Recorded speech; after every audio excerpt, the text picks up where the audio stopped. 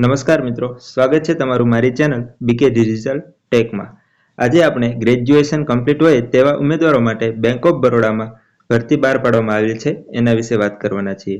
તો સૌપ્રથમ મિત્રો તો બેંક ઓફ બરોડા દ્વારા લોકલ બેંક ઓફિસરની ભરતી બહાર પાડેલી છે, જેમાં મિત્રો લાયકાતની વાત કરી લઈએ તો તમારે ગ્રેજ્યુએશન કમ્પ્લીટ હોવું જરૂરી છે અને પગાર ધોરણ મિત્રો 48,000 થી લઈને 85,000 સુધીનો રાખવામાં આવેલો છે અને કુલ જગ્યાઓ મિત્રો 2500 છે. હવે આપણે આના વિશે એમની ઓફિશિયલ નોટિફિકેશન વિસ્તારપૂર્વક માહિતી જાણી લઈએ. તો online registration of application start form 4/7/2025 એટલે કે મિત્રો જેના ઓનલાઈન ફોર્મ ભરવાની તારીખ 4/7/2025 છે અને last date for submission of application and payment and fee એની તારીખ મિત્રો 24/7 એટલે કે 4/7/2025 થી લઈને 24/7 સુધીમાં આપણે ફોર્મ ભરી શકીએ છીએ. એના વિશે આગળ વાત કરી લઈએ. તો મિત્રો સૌથી મહત્વપૂર્ણ ઇમ્પોર્ટન્ટ નોટ એટલે કે મિત્રો કોઈ પણ ઉમેદવાર જે જિલ્લામાં ફોર્મ ભરશે એ જ જિલ્લામાં તેમને પોસ્ટિંગ મળવાપાત્ર રહેશે, જેની વધુ માહિતી તમે અહીંયાથી વાંચી શકો છો. આગળ આપણે હવે વાત કરી લઈએ. તો મિત્રો પોઝિશન એટલે કે મિત્રો જે પોસ્ટનું નામ છે તે છે લોકલ બેંક ઓફિસર. જેને વેકેન્સીની વાત કરી લઈએ તો કુલ 2500 ભરતીઓ બહાર પાડવામાં આવેલી છે અને એજ એટલે કે ઉંમરની વાત કરી લઈએ તો 21 થી લઈને 30 વર્ષની ઉંમર સુધીના વ્યક્તિઓ ફોર્મ ભરી શકે છે, જેમાં એજ રિલેક્સેશન પણ આપેલું છે. એની વિશે આપણે આગળ વાત કરીશું. એજ્યુકેશન ક્વોલિફિકેશન વિશે વાત કરી લઈએ તો graduation in any discipline from a recognise university એટલે કે મિત્રો તમારે કોઈ પણ ગવર્મેન્ટ અપ્રુવડ યુનિવર્સિટી અથવા તો ઇન્સ્ટિટ્યૂટ દ્વારા ગ્રેજ્યુએશન કમ્પ્લીટ કરેલું હોવું જોઈએ. હવે આગળ વાત કરીએ તો ગ્રેજ્યુએશનની સાથે સાથે પોસ્ટ ક્વોલિફિકેશન એક્સપિરિયન્સ એટલે કે તમારે minimum 1 year of post qualification experience as an officer in any schedule commercial bank or any regional rural bank as listed in second schedule of reserve bank of India only.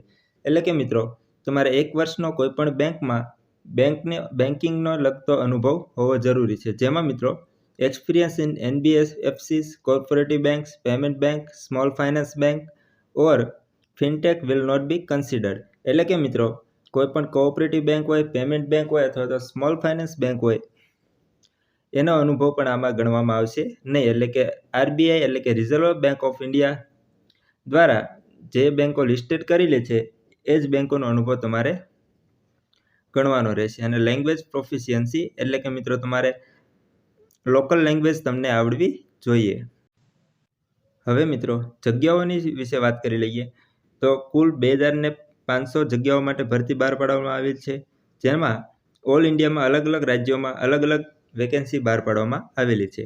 એમાં વાત કરી લઈએ આપણે ગુજરાતની તો ગુજરાતમાં 1160 ભરતીઓ માટે બહાર પાડેલી છે અરજીઓ, જેમાં SC 174, ST 87, OBCમાં 313, EWSમાં 116, જનરલ માટે 470 અને ટોટલ 1160 ભરતીઓ બહાર પાડવામાં આવેલી છે.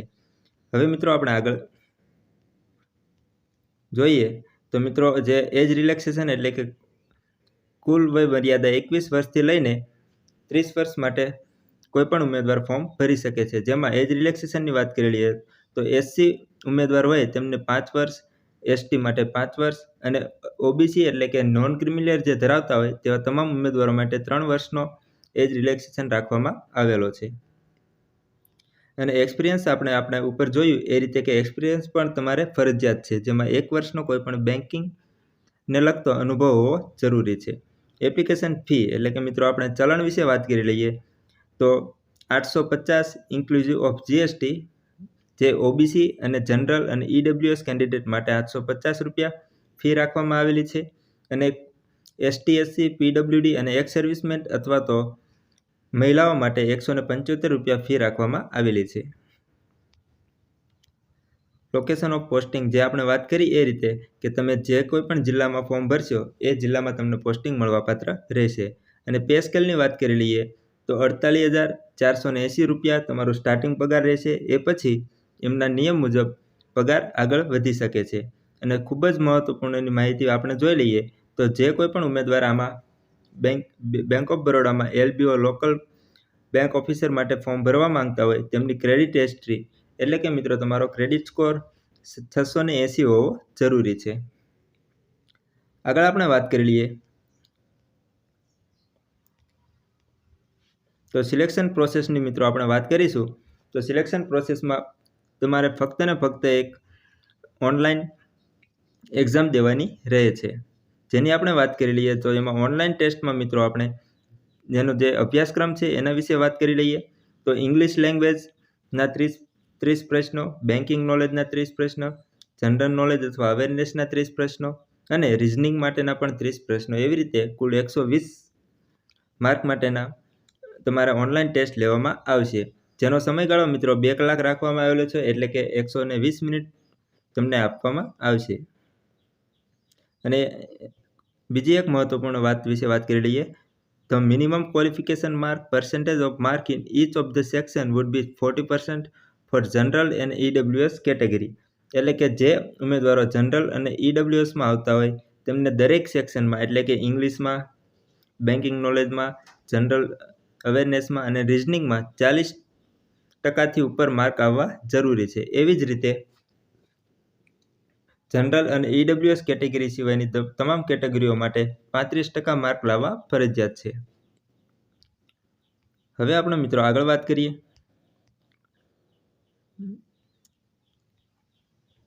અને તમારે જ્યારે આપણે એક્ઝામ દેવા ઓનલાઈન જઈએ ત્યારે તમારો બાયોમેટ્રિક ડેટા કેપ્ચર કરવામાં આવશે, એટલે કે આધાર કાર્ડ સાથે તમારો બાયોમેટ્રિક વેરિફિકેશન પણ ત્યાં ફરજિયાત રહેશે. આપણે હવે આગળ એક્ઝામ સેન્ટર વિશે વાત કરી લઈએ. તો એક્ઝામ સેન્ટરનું લિસ્ટ મિત્રો અહીંયા આપેલું છે, જેના વિશે આપણે વાત કરીએ આગળ.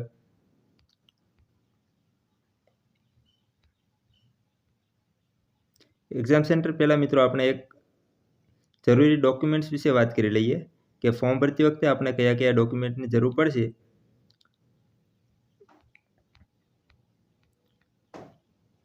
એના વિશે વાત કરી લઈએ. તો જ્યારે તમે એક્ઝામ પાસ કરો એ પછી તમારે તમારું રિઝ્યુમ એક બનાવવાનું રહેશે, જે રિઝ્યુમ તમારે સાથે ડોક્યુમેન્ટ વેરિફિકેશન માટે લઈ જવાનું રહેશે. એ પછી વાત કરી લઈએ તો ડેટ ઓફ, એટલે કે તમારું જન્મ તારીખનું પ્રમાણપત્ર અથવા તો 10માની માર્કશીટ અથવા તો તમારું લિવિંગ સર્ટિફિકેટ જેમાં તમારી જન્મ તારીખ લખેલી હોય તે, એજ્યુકેશન સર્ટિફિકેટ એટલે કે માર્કશીટ તમારી, પછી વર્ક એક્સપિરિયન્સ, પછી તમારો જાતિનો દાખલો, અને નોન ક્રિમિનલ હોય તો નોન ક્રિમિનલ, અને ફિઝિકલ હેન્ડીકેપ હોય તો PWD સર્ટિફિકેટ, અને તમારા ડાબા હાથનો તમારે અંગૂઠો પણ થંબ મારવાનું રહેશે, અને એક હેન્ડ રિટન ડિક્લેરેશન આવે છે, એ ડિક્લેરેશન પણ તમારે રાખવાનું રહે છે સાથે. આગળ હવે આપણે એક્ઝામ સેન્ટર વિશે વાત કરી લઈએ. તો આપણે ગુજરાતમાં કઈ કઈ જગ્યાએ એક્ઝામ સેન્ટર આપેલા છે એના વિશે વાત કરી લઈએ. The list of center for online examination. મિત્રો આપણે ગુજરાતમાં કુલ અમદાવાદ, ગાંધીનગર, આણંદ અને વડોદરા, ભાવનગર, જામનગર, મહેસાણા, ભુજ, ગોધરા, જુનાગઢ, મોડાસા, પાલનપુર, નવસારી, વાપી અને રાજકોટ અને સુરત અને બારડોલી, આવી રીતે આટલા એક્ઝામ સેન્ટર આપણે ગુજરાતમાં જે ઉમેદવારો ફોર્મ ભરશે તેમને તેમની નિયમ મુજબ આટલા કોઈપણ સેન્ટરમાંથી કોઈપણ જગ્યાએ એક્ઝામ દેવા જવાનું રહે છે. તો મિત્રો આવા જ પ્રકાર સરકારી ભરતીઓ હોય કે પછી સરકારી યોજનાઓ હોય અને કોઈપણ પ્રાઇવેટ કંપનીઓની ભરતીઓ હોય તેના વિશેની સંપૂર્ણ માહિતી મેળવવા માટે મારી ચેનલને સબસ્ક્રાઇબ જરૂરથી કરી લેજો અને તમારા મિત્રો સુધી શેર કરવાનું ના ભૂલતા. ધન્યવાદ મિત્રો.